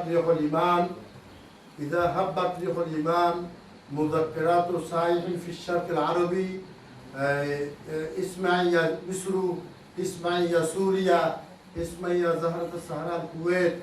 এই শেখ নদভীর যে মুনতাখাব কিছু কিতাব আপনাদের পড়তে হবে, আর পড়ার পাশাপাশি পরস্পর আরবি কথা বলতে হবে না, চর্চা হবে না, পরস্পর আপনাদের মধ্যে আরবিতে কথা বলতে হবে, তাহলে হয়ে যাবে। আর এটার উপর আরেকদিন লম্বা দরস করবো, যে বিস্তারিত ভাবে কিভাবে আরবি শিখবে। একদিনে আমি সবাইকে শিখে ফেলবো, একদিন শিখে ফেলবো, কারণ সবাই তো দৌড়া হাদিস ইফতা পড়েছেন, আমি একদিনে আপনাদেরকে শিখানো কোনো ব্যাপার না।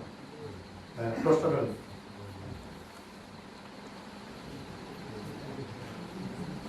না, কোনো লজ্জার কোনো বিষয় নেই, যে কোনো প্রশ্ন করেন, কোনো অসুবিধা নেই।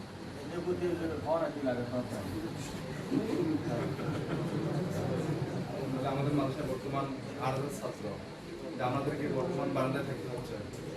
বর্তমান যে মানে ছাত্রের সংখ্যা বাড়তি, রুমের অনেক শর্ট। এখন আপনার যে আবদার যে আমাদের একটা শিক্ষক দরকার, এটা তো তলবুল মাদি দরখাস্ত দেওয়ার অসুবিধা নেই। يعني أسأل الله عز وجل أن يكون الازدهار والتقدم مرافقين لهذه الجامعة إن شاء الله بصفة مستمرة دائما إن شاء الله. আমি ফেরান সাহেব আছে, আমি ইনশাআল্লাহ আমার প্রকল্পগুলো যে জানুয়ারি ফেব্রুয়ারিতে শুরু করবো, আমিও এখানে কিছু করবো ইনশাআল্লাহ। আল হাজিয়াত حتى تقل الحاجيات وتنتهي رويدا، ليس في دفعة واحدة، بل رويدا بالتدريج إن شاء الله. বলেন আবার প্রশ্ন করেন। বলেন। আপনি যেহেতু সরকারি নির্বাচিত মনিটরটি, তো আপনার থেকে স্পষ্ট এটা তো আমাকে সবাই ফেসবুকে বলতেছে স্পষ্ট বক্তৃতা। আমি কেন শুধু আমাকে বলে কেন স্পষ্ট বক্তৃতা? শুধু আমাকে বলে, আমি তো একটা সরকারি নির্বাচিত আপনার গলাটা বেশি কিরকম? এখন কথা হলো যে মুফতি মাহমুদুল হাসান যাত্রাবাড়ি ওনারা আলেম ওলামাদেরকে নিয়ে মিটিং করেছেন। 5টা প্রস্তাবনা ওনারা রেডি করেছেন। আমাকে উনি ফোন করেছেন, এই 5টি প্রস্তাবনা আপনি আরবি করে দেন, উর্দু করে দেন, ইংলিশ করে দেন। আজকের মধ্যে এই 5টি প্রস্তাবনা 3 ভাষায় অনুবাদ হয়ে যাবে। এবং বলা হয়েছে যে ওনারা মাননীয় প্রধানমন্ত্রীকে এই প্রস্তাবনা সহ একটা চিঠি দেবেন। চিঠি দেওয়ার পরে এটা বৈঠকের মধ্যে কি সমাধান হয়ে যায় এটা আমাদের ইন্তজার করতে হবে। এবং আমিও মাননীয় প্রধানমন্ত্রীর যিনি সামরিক সচিব তার কাছে আমি কথা বলবো যে আপনি যেহেতু মাহমুদুল হাসান সাহেবকে মাননীয় প্রধানমন্ত্রী সহ স্বরাষ্ট্রমন্ত্রী সবাই সম্মান করেন এবং ওনাকে সবাই শ্রদ্ধা করেন, ওনার সাথে বৈঠক হলে আলেম ওলামারা গেলে কোনো না কোনো একটা ইনশাআল্লাহ সমাধান হয়ে যাবে। কারণ সমাধান এইভাবে করতে হবে, জোর জবরদস্তি না। কারণ আপনি এই বইটা পড়বেন, এই বইয়ের মধ্যে একজন দাঈ ইলাল্লাহ, একজন আলেম, একজন দাঈ এবং একজন ওয়াইল, তাদের ওয়াজের জন্য দাওয়াতের জন্য 13টি শর্ত আছে। কয়টি শর্ত? 13টি শর্ত আছে কোরআন হাদিসের আলোকে। এই শর্ত মোতাবেক আমাদের চলতে হবে। এই শর্ত মোতাবেক চললে সাপও মরে যাবে, লাঠিও ভাঙবে না। একটু সবর করতে হবে, ধৈর্য করতে হবে। ওনারা বসবেন মাননীয় প্রধানমন্ত্রীর সাথে, ওই বৈঠকে আমিও থাকার চেষ্টা করবো ইনশাআল্লাহ। এবং এগুলো আরবি করা হচ্ছে এবং ইংলিশও আছে, ইংলিশ এবং উর্দু ভাষায় আমি অনুবাদ করবো। এবং يعني يمكن نحن إن شاء الله نوجد حلا سليما صحيحا في مدة قصيرة إن شاء الله. এটা এইভাবে আদায় করতে হবে। আমরা যদি কঠিনভাবে আদায় করতে চাই তাহলে দুদিকে কঠিন হয়ে যাবে। কারণ ওয়ামা আলাইনা ইল্লাল বালাগ, ইতমাম হুজ্জত। ইতমাম হুজ্জত বলা হয় না? ইতমাম হুজ্জত। লাস্তা আলাইহিম বিমুসাইতির, লাস্তা আলাইহিম বিমুসাইতির। আমাদেরকে নবীকে দারোগা করা হয় না, আমরা দাওয়াত স্টাইলে চলবো। এবং পুরা 1400 বছরের যারা নাকি দাইয়ানে কেরাম, ওলিয়ায়ে কেরাম, দুআত, ফুকাহা, মুহাদ্দিসিন, আইবে মুজতাহিদিন সবাইকে এই স্টাইলে চলেছেন, সেই স্টাইলে আমরা চলবো। ইউমকিন ইয়াতি হুনাকা হাল্লুন সালিম ইনশাআল্লাহ। কারণ আপনারা জানেন মাননীয় প্রধানমন্ত্রী আপনাদেরকে স্বীকৃতি দিয়েছেন, মানে 50 বছরের ইতিহাস আপনারা দেখেন। আমি একজন এমপি হিসেবে বলতে পারি, আমি সংসদে যেহেতু কমিটির ব্যাপারে অনেক বক্তৃতা দিয়েছি, সবকিছু সমাধান করেছেন, অনেক কিছু সমাধান করেননি উনি। কারণ উসুলে হাসতাগানা মেনে সংসদ থেকে আইনে বই ব্যয় করা, যেটা আমি সব জায়গায় দিয়েছি, আমরা বক্তৃতা দিয়েছি। এবং সেখানে দারুন দেবদের উসুল হাসতাগানা, আকিদা, মাযাহিব আরবা, মাসালিক শরিয়াত, আকাবের দেবন, হযরত কাসিম নানবী গঙ্গোহী, শাহ ওলিউল্লাহ, আহলুস সুন্নাহ ওয়াল জামাত, এগুলো সব বলা হয়েছে ওই কিতাবে। ওই কিতাবগুলো পার্লামেন্টে পাস হয়েছে না?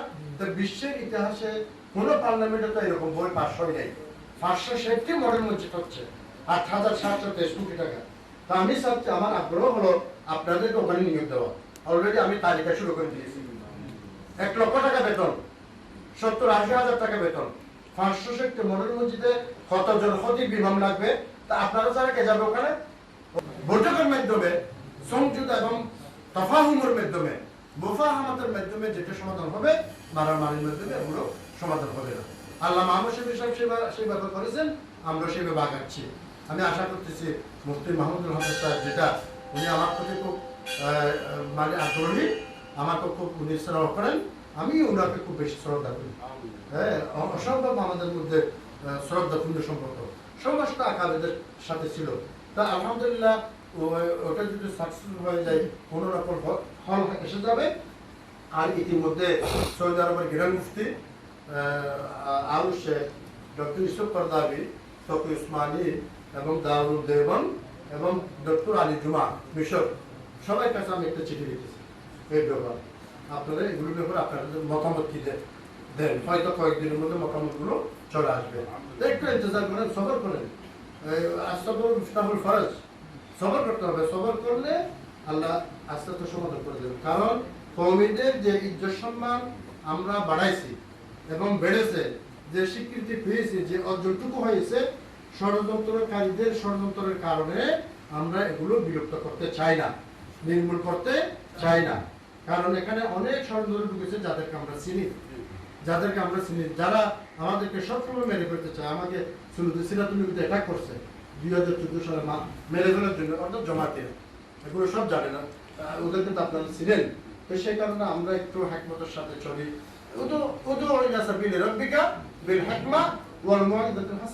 এভাবে তাহলে আস্তে আস্তে ইনশাআল্লাহ আমাদের মোতালেব আদায় হয়ে যেতে পারে, ইনশাআল্লাহ চেষ্টা করা হচ্ছে। আমি একটু উসুলের কথা বলি। উসুলের কথা হচ্ছে, আমার আব্বা যদি হযরত আশরাফ আলী থানভী সাহেবের মুরিদ হয়, খলিল আমার সাহারানপুরের ছাত্র হয়, আমার দাদা যদি হযরত গঙ্গুই সাহেবের মুরিদ হয়, আমার দাদার আব্বাও যদি একজন ওলি আল্লাহ হয়, ওই সময় দারুল দেওবন্দ হয় নাই। আমাদের বংশে 700-800 বছরের মধ্যে ওলামাদের এনকেতা নেই।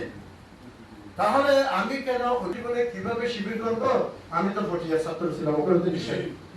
আমি ছাত্র জীবনে কিভাবে শিবির করব? আমি তো নদবতর ওখানে শিবির নেই, ওখানে তো কি নেই, শিবির নেই।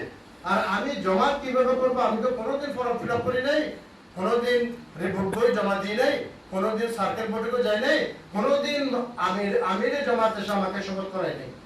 যদি এইরকম শপথ করাতো, ফর্মটা যদি থাকতো, রেকর্ড বই যদি থাকতো, অথবা রিপোর্ট বই যদি থাকতো, তাহলে জামাত ইসলামীর আমিররা বর্তমান CNN, BBC এবং আল জাজিরা চ্যানেল সবাইকে ডেকে এটা প্রকাশ করতো, যাতে নৌকা থেকে আমাকে নমিনেশন দেওয়া না হয়।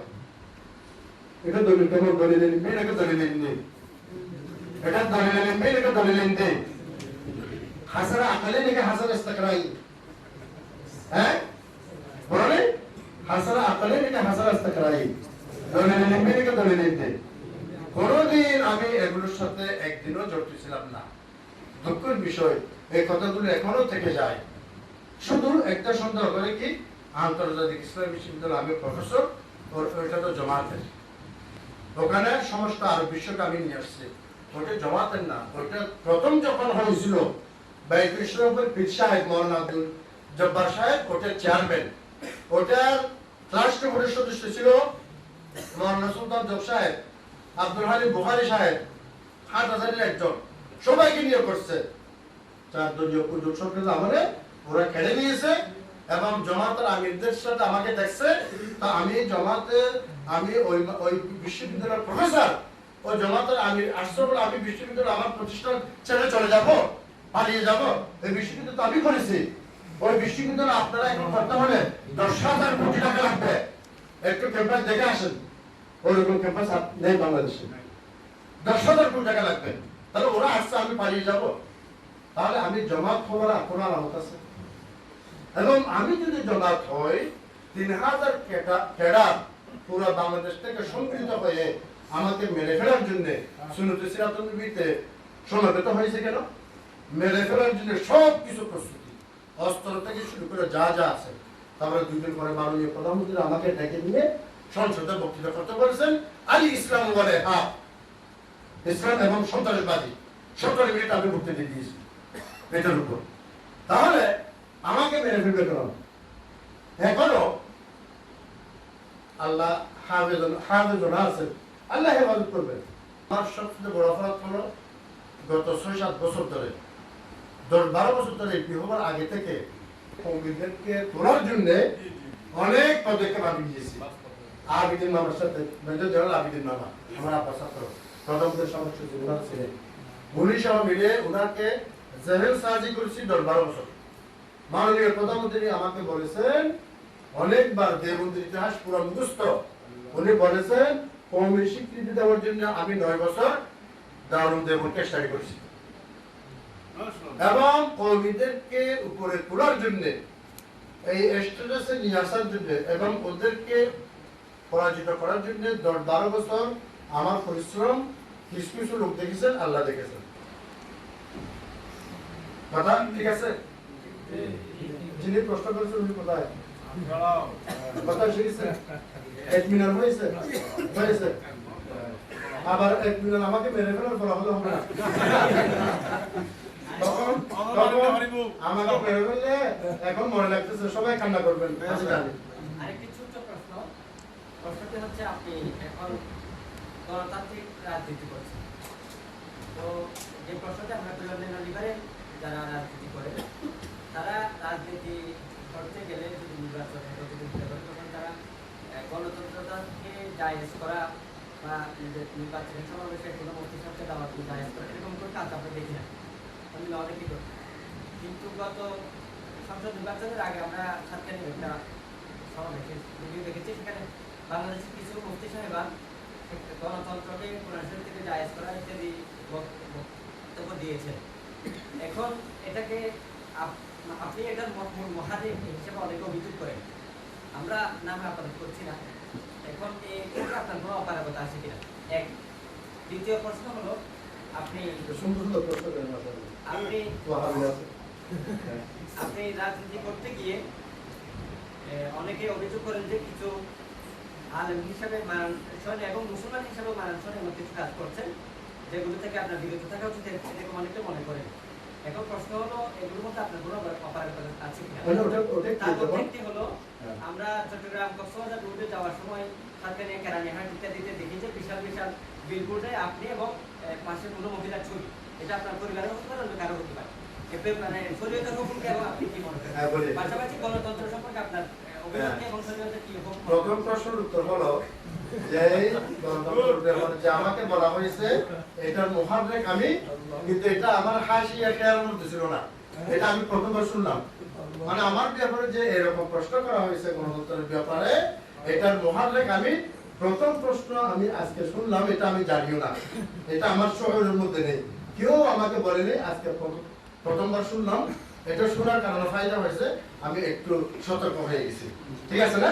প্রথমবার শুনলাম। এক।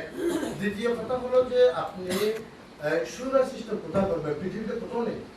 57টি ওআইসি মুসলিম দেশ, মুসলিম দেশ কয়টা পৃথিবীতে? কয়টা?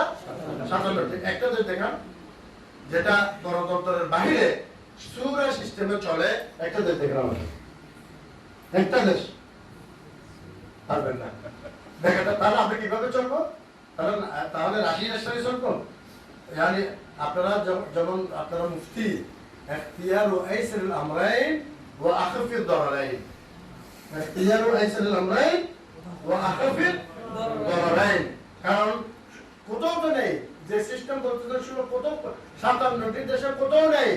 সেই কারণে আপনারা প্রস্তুত হন, আপনারা প্রস্তুত হয়ে আপনাদেরকে আরবি জানতে হবে, কোরআন জানতে হবে, হাদিস জানতে হবে, বাংলা জানতে হবে, বকাদুল শরীফ ইংলিশ জানতে হবে, উলুমে আসরিয়া, আহওয়াল হাজরা এগুলো জানতে হবে, ওরিয়েন্টালিস্ট কারা ওদেরকে জানতে হবে, প্রাচ্যবিদ কারা ওদেরকে জানতে হবে, অন্যান্য ধর্মের স্টাডি মুকারানাতুল আদিয়ান যাকে নায়ক যেভাবে বলে এগুলো জানতে হবে। এগুলো জেনে আপনাদের জেনারেশন যদি 10-15 বছরের মধ্যে প্রস্তুত হয়ে যায় তখন আপনি ওই আশাটা করতে পারবেন। কথা বুঝেন নাই? কিন্তু এখন কি আপনাদের বর্তমান এই প্রস্তুতির মধ্যে এটা কোনোদিন হবে না, কোনোদিন হবে না। এমনি জজবাত হবে যে কোনোদিন এটা হবে না। এদাদুর রিজাল হতে হবে, এদাদুর রিজালিল আকফা মা হাদিহিল মাযায়া ওয়াস সিফাত ওয়াল মুমাইয়িজাত, এগুলো থাকতে হবে। এগুলো থাকার পরে তবে প্রথম যোগ্যতা এটা, ওয়া লাকাদ কাতাবনা ফি যাবুর মিন বাদি যিকর আন্নাল আরদা ইয়ারিথুহা ইবাদিয়াস সালিহুন।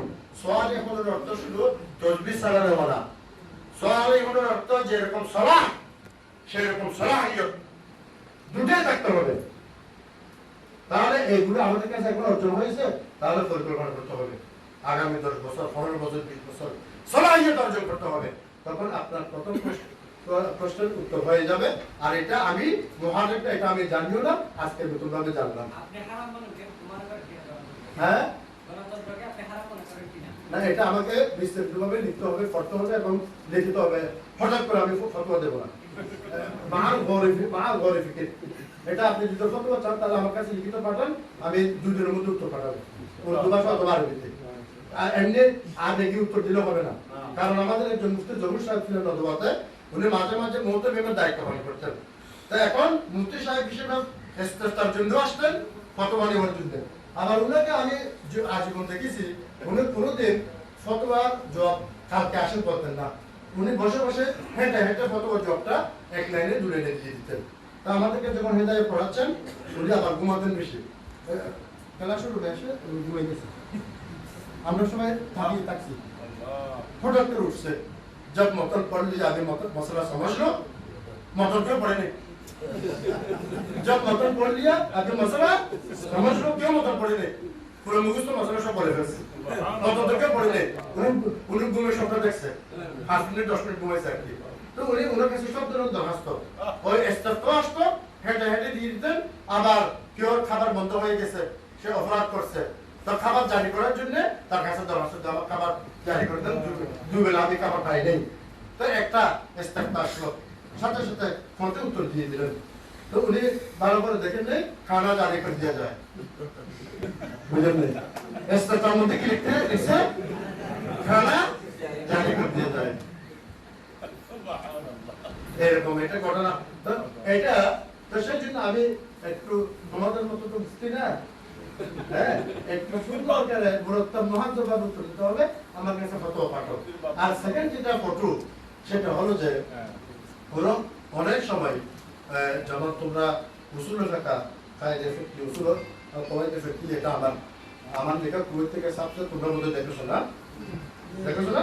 এটা অনেক জায়গায় পড়ানো হয়। এটা আবার 15 বিদ্যের মধ্যে এর ডবল হয়ে আসতেছে, মা শুরুহাত ওয়া তালিকাত ওয়া মা আল কওয়াইদ আল জাদিদা, এটা আসতেছে 15 বিদ্যের মধ্যে। এখানে একটা কায়দা আছে, শুনো। ও দ্বিতীয় প্রশ্ন উত্তর, আর জরুরতু আর জরুরতু তাতাকাদ্দারু বিকাদারি জরুরা, আর জরুরতু তাতাকাদ্দারু বিকাদারি জরুরা। এখন সাতটারিয়া লোহাগাড়া এমন একটা ক্যান্টনমেন্ট, পুরো বিশ্বে এরকম ক্যান্টনমেন্ট নেই, জামাত ইসলামী ক্যান্টনমেন্ট। স্বাধীনতার পরে এই সিটটা আমি পেয়েছি। জামাত ইসলামীর সবচেয়ে ডেঞ্জারাস ক্যান্টনমেন্ট, একটা নির্বাচন এটা অস্ত্রের কারখানা হয়ে যায়, এটা তোমরা জানো না। সালিল মুজাররাব আল হাকিম, সালিল মুজাররাবা ওয়ালা তাসআলিল হাকিম। এখন ওখানে মহিলা ভোট 52% আর পুরুষ ভোট 50%। আর যেহেতু পুরুষ ছিল, তারা তার স্কিল করে করে তবলিগ জামাতের মতো বেঞ্চটার এমন টিকিট দিয়ে দিছে যে জামাত ইসলামী দাঁড়িপাল্লায় ভোট দিলে বেঞ্চ পাওয়া যাবে, আর নৌকা ভোট দিলে দোজখে যাবে। এইরকম বেঞ্চ টিকিট অগ্রিম দিয়ে দিছে, মানে মিসলাল আশরা আল মুবাশশারা, আশরা মুবাশশারার মতো। সেই কারণে পুরো বাংলাদেশের সবচেয়ে বেশি 7 লাখ মানুষ সৌদি আরবে রেমিটেন্স ভিসা আসে। সৌদি আরব থেকে মাকে বোনকে চিঠি লিখে যে তোমরা যদি নৌকাকে ভোট দাও তাহলে আমাদের চাকরি চলে যাবে, সৌদি আরব থেকে সবাইকে পাঠিয়ে দেবে। কারণ জমাতিদের মতো এই আসামি এই কৌশল দুনিয়াতে কেউ জানে না। সমস্ত মহিলাদেরকে জনতার টিকিট দিয়ে দিচ্ছে। এখন এইটা যে দজ্জালের একটা হাতে থাকবে বেশ, আর একটা হাতে কি থাকবে? দুজনটা। এই বেশ তো সাবিটা যে বেশ তো নয়, এটা যে দুজনের সাবিটা আমাদের সাবিত করতে হবে না, প্রমাণিত করতে হবে না। এটা প্রমাণিত করার জন্য আমার ওয়াইফকে, আমার আহলিয়াকে মাঠে মহিলাদের জন্য নামাতে হয়েছে, ওই মহিলাদের মধ্যে তশকিল করার জন্য রাজনৈতিক কারণে। যেটা আমি উসুল ফিকহের কায়দা বললাম, আমার ওয়াইফ কিন্তু কামেল ফাস, তার কাছে যথেষ্ট এলম আছে, জ্ঞান আছে। ও মীর ইদ্রিস নদীর মহিলা মাদ্রাসায় পড়াইছে, লেকচার দিয়েছে, আরো বিভিন্ন মহিলা মাদ্রাসায় সে লেকচার দিয়েছে। সে তার ভাষা অনেক, বাংলাদেশের কোনো মহিলা তার মতো লিটারেচার ভাষা জানবে না, কোরআন হাদিসের হাওয়ালা দিতে পারবে না। তো এই জরুরতের কারণে সে আমার জন্য, আমাকে এমপি বানাবার জন্য 4-5 বছর মেহনত করছে। যে মেহনতের কারণে যে মেহনতের চাবিগুলো ওরা ফেরত দিয়ে দিছে, ফেরত দিয়ে এখন সবাই আমাকে ভোট দিচ্ছে। ঠিক আছে?